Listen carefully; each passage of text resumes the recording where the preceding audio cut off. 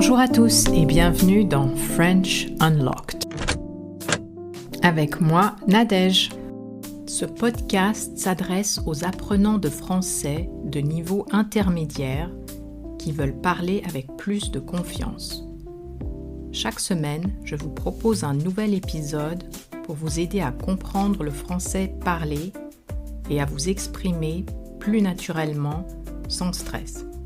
Et si vous voulez plus de contenu et des fiches pédagogiques pour réviser, rendez-vous sur ma page Patreon à patreon.com/FrenchUnlocked. Et c'est parti pour l'épisode. Aujourd'hui, nous allons parler de l'IA, c'est-à-dire l'intelligence artificielle. Elle est partout. Elle écrit, elle parle, elle crée des images, des vidéos, parfois mieux que les humains eux-mêmes. Mais avec cette explosion de créativité, il y a aussi quelque chose qui s'est emballé. Les arnaques. Aujourd'hui, tout le monde a déjà entendu parler des arnaques romantiques, du pig butchering, des deepfakes qui imitent des personnalités publiques ou même des proches. Des arnaques de plus en plus sophistiquées, de plus en plus crédibles et surtout de plus en plus difficiles à repérer. Mais ce dont on parle beaucoup moins, ce sont les arnaques qui se développent là où on ne les attend pas forcément.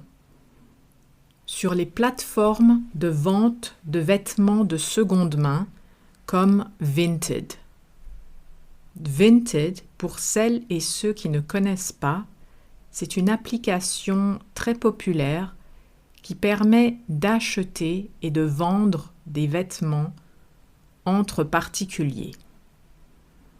On pense souvent que le danger vient des vendeurs. En réalité, les arnaques se multiplient des deux côtés.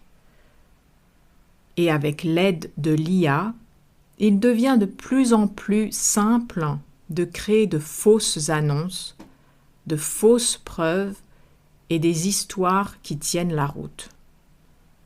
Dans cet épisode, on va parler de ces nouvelles arnaques, de ce que révèle une enquête récente diffusée sur YouTube, mais aussi d'un problème plus profond, la perte de confiance. Parce qu'à une époque, une photo servait de preuve pour une assurance, pour une enquête, pour justifier quelque chose de concret. Aujourd'hui, ce n'est plus forcément le cas. Alors la question, c'est comment continuer à faire confiance dans un monde où les images, les vidéos et même les voix peuvent être fabriquées de toutes pièces. Récemment, je suis tombée sur un reportage de TF1 intitulé « IA sur Vinted, enquête sur des arnaques redoutables ». Je vous mettrai bien sûr le lien dans la description. Ce reportage montre comment l'intelligence artificielle est aujourd'hui utilisée pour industrialiser des arnaques sur les plateformes de vente de vêtements de seconde main. Concrètement, certaines personnes utilisent des images issues de la fast fashion, des photos de sites bien connus, parfois même de marques très populaires, et les modifient ou les recompose à l'aide d'outils d'IA pour créer de nouvelles images.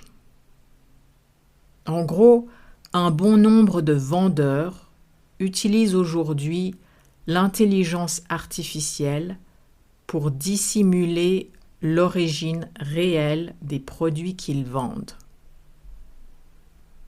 Le principe est assez simple et en même temps très efficace.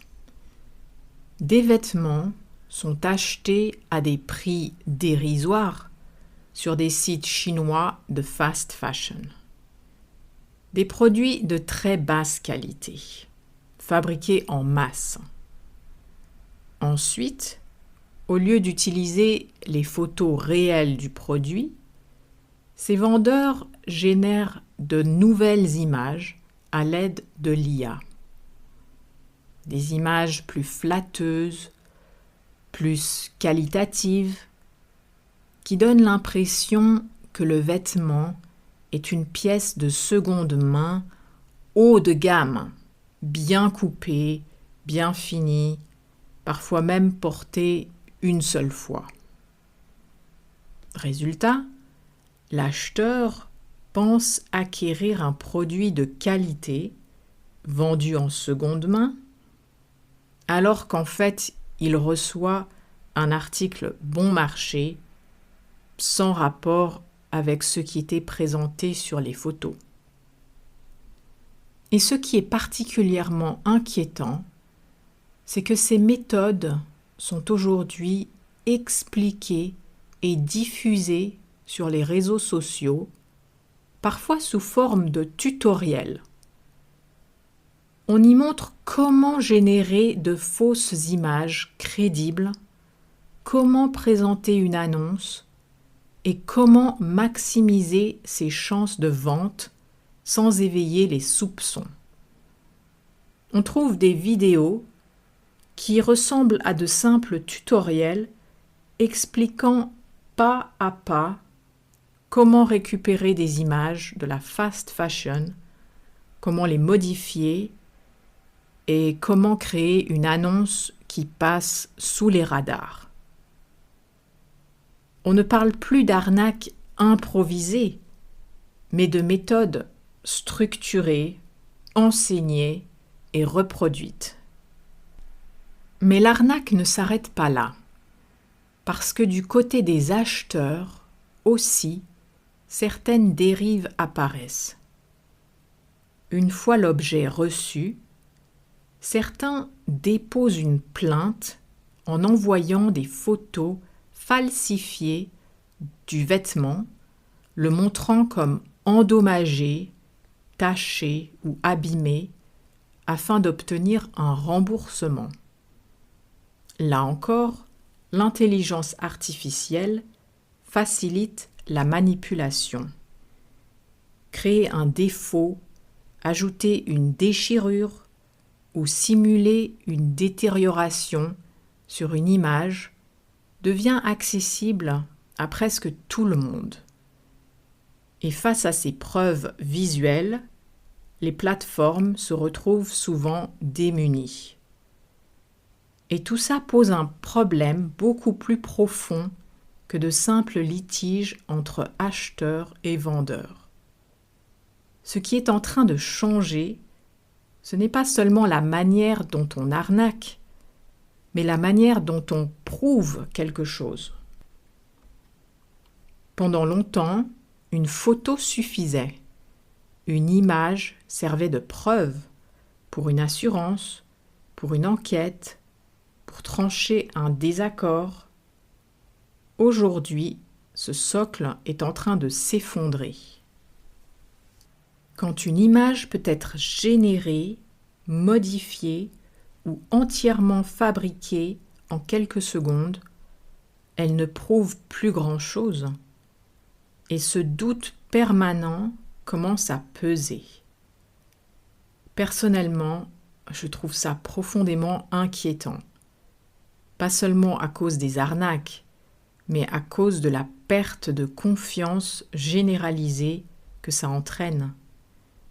On se retrouve dans un monde où tout peut être faux, où tout doit être vérifié et où, paradoxalement, plus personne n'a vraiment le temps ou l'envie de vérifier quoi que ce soit. À force, cette incertitude permanente finit par créer une vraie fatigue. Je ressens de moins en moins de motivation à passer du temps devant des contenus dont je sais qu'ils sont peut-être entièrement fictifs. Des images inventées, des vidéos mises en scène, des histoires construites de toutes pièces, uniquement pour générer des clics, de l'engagement, ou pire, pour manipuler. Je me demande souvent à quoi bon, si ce que je regarde n'a plus aucun lien avec le réel, si l'émotion est fabriquée, si la preuve n'en est plus une, alors l'intérêt disparaît. Et ce qui est le plus dommage dans tout ça, ce sont les créateurs honnêtes, ceux qui prennent le temps de produire du contenu sincère, documenté, parfois imparfait, mais réel. Ces créateurs-là se retrouvent noyés dans un océan de contenu artificiel, optimisé, spectaculaire, mais creux. Ils ont plus de mal à se faire connaître, plus de mal à émerger, simplement parce qu'ils refusent de tricher ou de manipuler. On se retrouve avec un paradoxe assez triste. Plus les outils deviennent puissants, plus le contenu authentique devient invisible. Et à long terme, je pense que c'est toute la relation entre les créateurs et le public qui est en train de s'abîmer. Les arnaques existeront toujours. L'intelligence artificielle n'a rien inventé de nouveau à ce niveau-là. Elle a simplement changé l'échelle, la vitesse et le réalisme. Le vrai enjeu aujourd'hui, ce n'est pas seulement de traquer les fraudeurs, mais de réapprendre à construire de la confiance dans un monde où les preuves visuelles ne suffisent plus. Ça va demander du temps, de nouveaux outils, de nouvelles règles et probablement de nouvelles habitudes. Peut-être qu'on devra apprendre à faire un peu moins confiance aux images et un peu plus au contexte, aux sources, au parcours. Mais je reste convaincue d'une chose. L'authenticité finira toujours par se distinguer. Les contenus honnêtes, les créateurs sincères, les échanges réels ont une valeur que l'intelligence artificielle ne peut pas fabriquer. Et même s'ils sont parfois noyés dans le bruit, il existe toujours et ils méritent qu'on les soutienne. La confiance n'est peut-être plus automatique, mais elle n'est pas morte.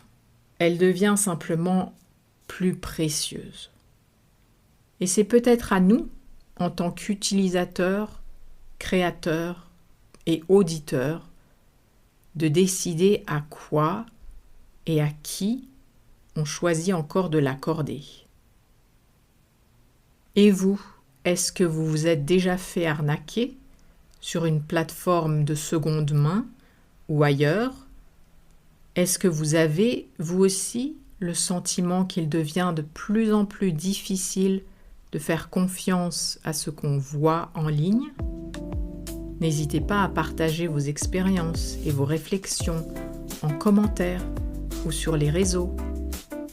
Si cet épisode vous a plu, n'hésitez pas à vous abonner pour ne pas manquer les prochains épisodes. J'en publie un nouveau chaque semaine. Et si vous voulez aller plus loin, mieux comprendre le vocabulaire et réviser à votre rythme, vous trouverez des fiches pédagogiques et du contenu supplémentaire sur ma page Patreon.